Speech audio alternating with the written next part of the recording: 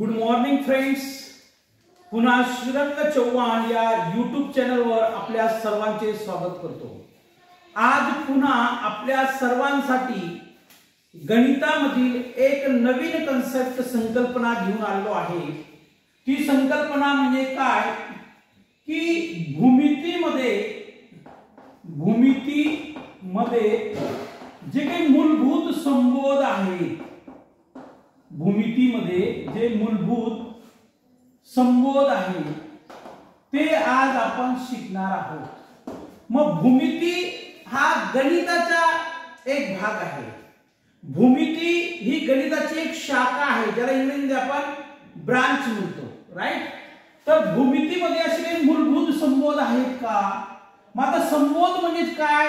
Concept. संबोध म्हणजे काय? Concept. म्हणजे अशा काही मूलभूत कॉन्सेप्ट आहेत का?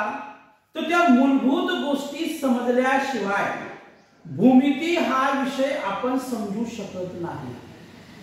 म्हणजे कोणत्याही नवीन विषयाची एखादी ऍडव्हान्स, लक्षात घ्या बरं का, कोणत्याही नवीन विषयाची एखादी ऍडव्हान्स संकल्पना, ऍडव्हान्स कन्सेप्ट जर आपल्याला समजून घ्यायची असेल तर त्यासाठी सर्वात महत्त्वाची गोष्ट म्हणजे पहिल्यांदा आपल्याला त्याचं बेसिक समजून घ्यावं लागतं. मग जोपर्यंत आपण बेसिक समजून घेत नाही, मग ते कोणत्याही विषयाचे असो, तोपर्यंत तो विषय आपल्याला समजणार नाही. मग भूमिती विषय हा जर आपल्याला समजून घ्यायचा असेल, या भूमितीला इंग्रजीमध्ये जिओमेट्री म्हणतात. काय म्हणतात? जिओमेट्री म्हणतात. बघा, या भूमितीला इंग्रजीत जिओमेट्री म्हणतात. मग भूमिती हा विषय किंवा भूमितीच्या काही मूलभूत संकल्पना जर आपल्याला समजून घ्यायचे असतील, त्यामध्ये मूलभूत संबोध काय काय आहेत हे आपल्याला बघावं लागेल. त्याशिवाय आपल्याला त्या बेसिक संकल्पना समजणार नाही. मग त्या बेसिक संकल्पना कोणत्या आहेत ते आपण बघणार आहोत. बघा, लक्ष द्या. आपण जर व्यवस्थित लक्ष दिलं तर आपल्याला सर्व काही व्यवस्थित समजणार आहे. तर बघा, इकडे लक्ष द्या. आता भूमितीच्या मूलभूत संकल्पना आपण समजून घेऊ, राईट. मग आता बघा, त्या संकल्पना कोणत्या आहेत की भूमितीमध्ये पहिली गोष्ट म्हणजे काय? बिंदू.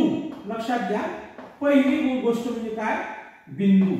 आता बिंदू म्हणजे काय? या बिंदूला इंग्रजीमध्ये पॉइंट म्हणतात. या बिंदूला इंग्रजीमध्ये पॉइंट म्हणतात. मग हा जो काही टिंब असतो, बघा लक्षात घ्या, हा जो काही टिंब असतो किंवा पॉइंट असतो, या पॉइंटला बिंदू असं म्हणतात. या पॉइंटला बिंदू असं म्हणतात. मराठीमध्ये पॉइंटला बिंदू म्हणतात आणि बिंदूला इंग्रजीमध्ये पॉइंट म्हणतात. मग हा जसा टिंब आहे बघा, हा टिंब म्हणजे बिंदू. मग या बिंदूला आपण ए नाव देऊ शकतो. दुसरा बिंदू काढायचा असेल तर बिंदू बी म्हणू शकतो आपण, बिंदू पी म्हणू शकतो, बिंदू क्यू म्हणू शकतो. म्हणजे या पॉइंटला किंवा बिंदूला आपण कोणतेही नाव देऊ शकतो आणि त्या नावाने ते आपण उच्चारू शकतो. म्हणजे कसं? बिंदू ए, बिंदू बी, बिंदू पी, बिंदू क्यू, आपल्या मतानुसार आहे. मग आता आपल्याला बिंदू ही संकल्पना, कन्सेप्ट क्लिअर झाली असेल. दुसरी गोष्ट म्हणजे काय? भूमितीमध्ये रेषा. भूमिती म्हणजे काय? रेषा. आता रेषाला इंग्लिशमध्ये लाईन म्हणतात. बघा, रेषाला इंग्लिशमध्ये लाईन म्हणतात. लाईन म्हणजे रेषा, रेषा म्हणजे लाईन. मग आता ही रेषा कशी असते? बघा, ही रेषा आहे, ही एक रेषा आहे. ही रेषा जी आहे का, ही अनंत बिंदूंनी बनलेली आहे. ही जी रेषा आहे ही अनंत बिंदूंनी बनलेली आहे. मग अनंत बिंदूंनी कशी बनली? बघा लक्षात घ्या. मी इथं एक बिंदू, इथं एक बिंदू, इथं एक बिंदू, इथं एक बिंदू, इथं एक बिंदू, म्हणजे या रेषेची जेवढी लांबी आपल्याला पाहिजे असेल, आपल्या मतानुसार याचं जेवढं काही माप पाहिजे असेल, मेजरमेंट, म्हणजे पहिल्या बिंदूपासून तर शेवटच्या बिंदूपर्यंत आपण रेषा काढू शकतो. रेषा ही अनंत बिंदूंनी बनलेली असते किंवा रेषेला शेवट नसतो, रेषेला एंड नसतो, ती अनेक बिंदूंनी बनलेली असते. मग आता ही रेषा देखील अनेक बिंदूंनी बनलेली आहे. मग बघा, या बिंदूंवरून अशी आपण जर रेषा काढली तर या बिंदूंना एक बिंदू दुसऱ्या बिंदूला, दुसरा बिंदू तिसऱ्या बिंदूला, तिसरा बिंदू चौथ्या बिंदूला जोडून ही एक रेषा तयार होते. मग या रेषेला आपण नाव देऊ शकतो ए बी, म्हणजे रेषा ए बी किंवा रेषा पी क्यू, बरोबर. आणि इंग्रजीमध्ये त्याला लाईन म्हणतात, बरोबर. आता अजून एक कन्सेप्ट बघू भूमितीमध्ये, जी मूलभूत कन्सेप्ट आहे ते म्हणजे रेषाखंड. लक्षात घ्या, रेषाखंड.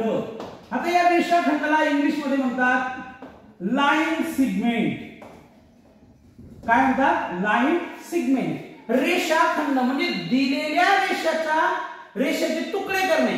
मग ते एक तुकडा करा, दोन तुकडा करा. खंड म्हणजे काय? तुकडा करणे. रेषाखंड म्हणजे हे बघा, ही एक रेषा आहे, तर या रेषेला मधून मी इथं जर ब्रेक केलं तर ही एक रेषा तयार होते आणि ही एक रेषा तयार होते. म्हणजे रेषाखंड म्हणजे रेषाला खंड पाडणे, रेषा तयार करणे, त्याच्यापासून एक तुकडा बाहेर काढणे रेषेचा, राईट. मग हा एक रेषाखंड आहे.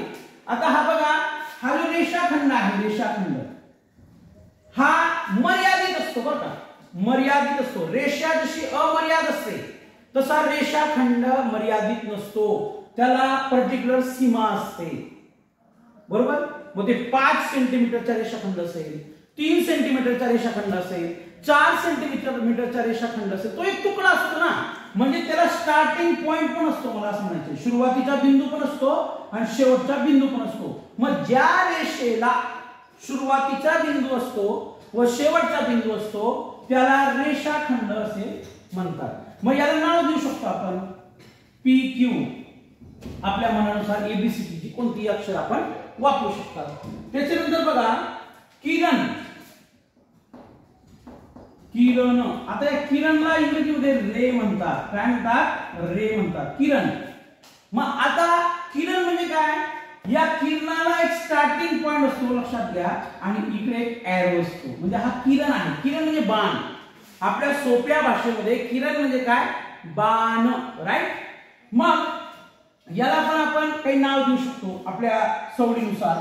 तर आपल्याला बिंदू म्हणजे काय, रेषा म्हणजे काय, रेषाखंड म्हणजे काय आणि किरण म्हणजे काय, या 4 संकल्पना समजल्या असतील. याच्यानंतर अजून पुन्हा उर्वरित संकल्पना बघू. बघा, समजून घ्या, कन्फ्यूज होऊ नका.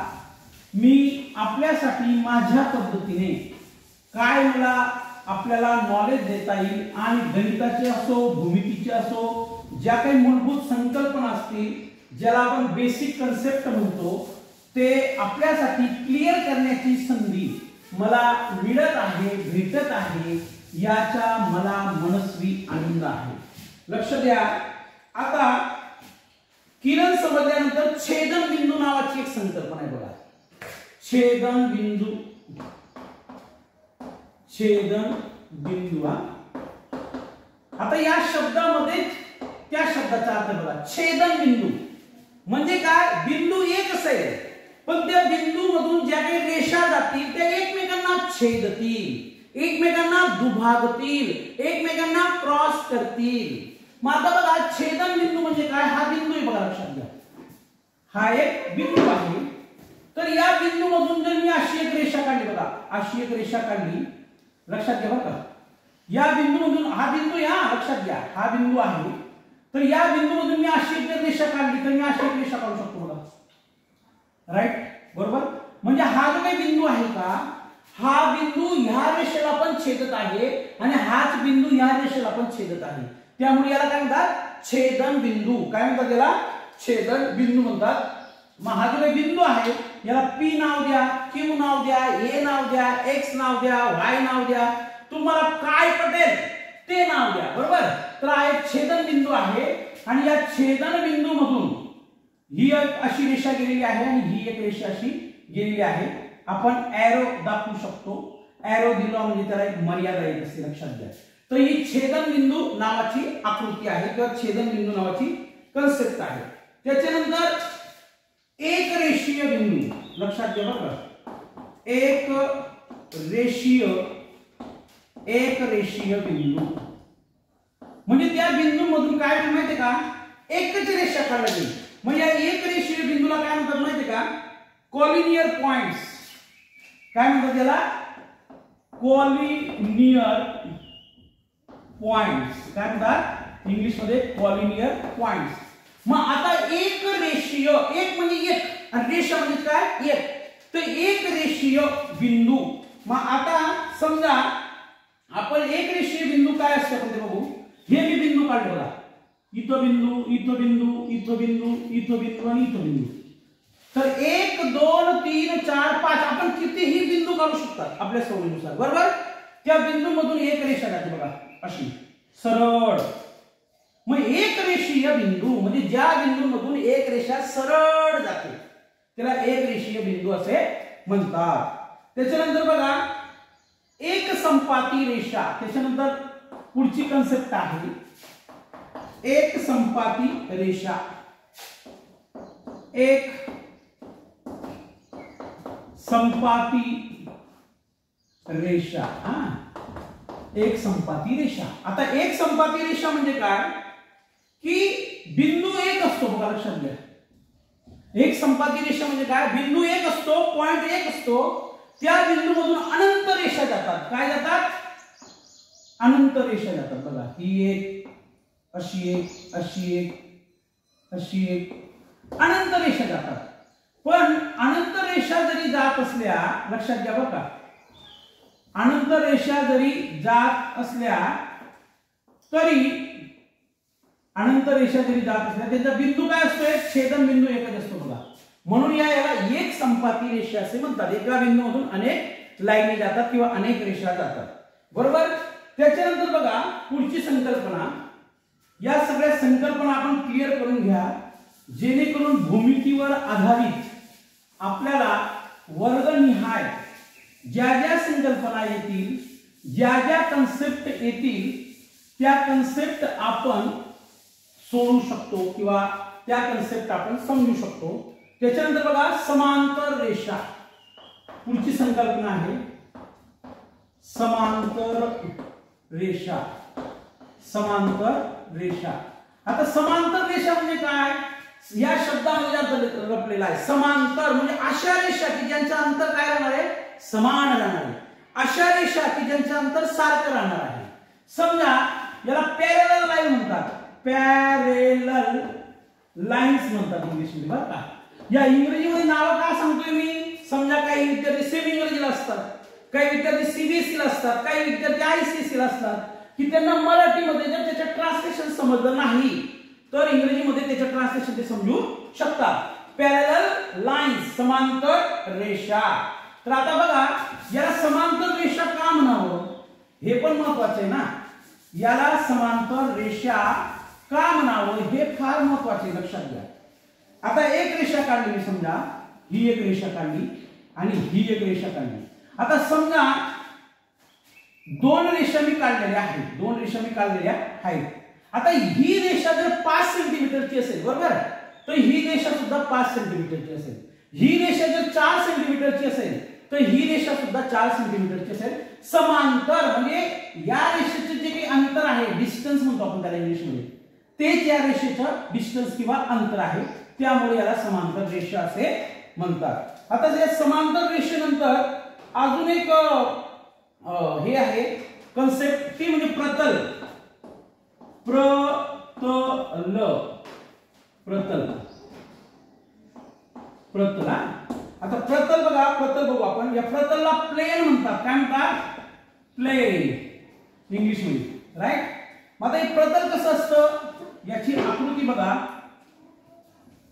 अशी असते चौरसासारखी. ही प्रतलाची आकृती आहे आणि या प्रतलाच्या आकृतीमध्ये एक पॉइंट आहे बघा. त्या पॉइंटला काही नाव आपण देऊ शकतो. प्रतल, याला प्रतल म्हणतात, राईट. आता या प्रतलामध्ये, या प्रतलाचे एक बेसिक समजून घेऊ आपण. हे जे काही प्रतल आहे या प्रतलमध्ये अनंत बिंदू आहे. म्हणजे हे जे काही प्रतल आहे का हे अनंत बिंदूंनी बनले बघा. हे जे काही रेषा आहेत या रेषांच्या आतमध्ये बिंदू आहेत आणि या बिंदूंना जोडून हे प्रतल बनलेलं आहे. म्हणून हे प्रतल अनंत बिंदूंनी बनलेलं आहे असं आपण म्हणतो, राईट. याला अमर्यादित पृष्ठभाग असतो. म्हणजे याला याच्या पृष्ठभागाला, आता हा खालचा जो भाग असतो का याला पृष्ठभाग म्हणतात. यालाच इंग्लिश मध्ये सरफेस म्हणतात. काय म्हणतात? सरफेस. राईट. तो अमर्यादित असतो. आता बघा त्याच्यानंतर पुढची संकल्पना समांतर प्रतले. समांतर प्रतले लक्षात घ्या. समांतर प्रतले जसं समांतर रेषा असतात का तसे समांतर प्रतले असतात. म्हणजे त्या प्रतलांच्या अंतर सारखं असतं बघा. आता हे एक प्रतल आहे, हे प्लेन आहे. प्लेन म्हणजे याच्यावर काही लिहिलेलं नाही, रंग भरलेला नाही. बरोबर. हे बघा आता वरच्या प्रतलाचे तुम्ही निरीक्षण करा आणि खालच्या प्रतलाचे निरीक्षण करा. यांच्या दोघं प्रतलांचं अंतर सारखं आहे.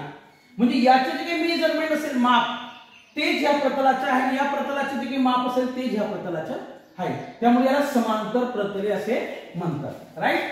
तर समांतर रेषा, प्रतल आणि समांतर प्रतले आपल्याला समज असेल असं गृहीत धरतो. त्यानंतर उरलेली कन्सेप्ट अजून काही कन्सेप्ट आहेत का भूमितीमध्ये जे समजणं तुम्हाला मला फार महत्वाचं आहे. कारण की basic is a soul of advance knowledge. म्हणजे आपल्याला ऍडव्हान्स नॉलेज जर घ्यायचं असेल त्यासाठी बेसिक फार महत्वाचं असतं आणि ते बेसिक आपल्याला समजून घ्यावं लागत असतं. तर बघू आपण ते बेसिक मध्ये अजून काय काय आहे. तर बेसिक मध्ये घेऊ आपण समांतर किरण. समांतर किरण. आता किरणला काय म्हणतात? रेज. समांतर किरण याला म्हणतात पॅरलल रेज. पॅरलल रेज समांतर किरण. राईट. पॅरलल रेज समांतर किरण. आता बघा हा एक किरण आहे, याचा एक आरंभ बिंदू असतो, शेवटी एक एरो सारखं एरो असतो.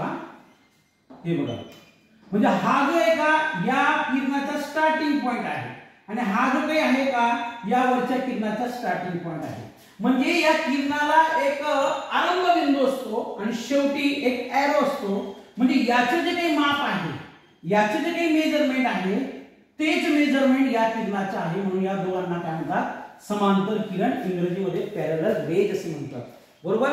तर हा भूमितीचा मूलभूत संबोध या विषयाच्या या कन्सेप्टचा व्हिडिओ आपल्याला कसा वाटला जरूर सांगा. लाईक करा, शेअर करा.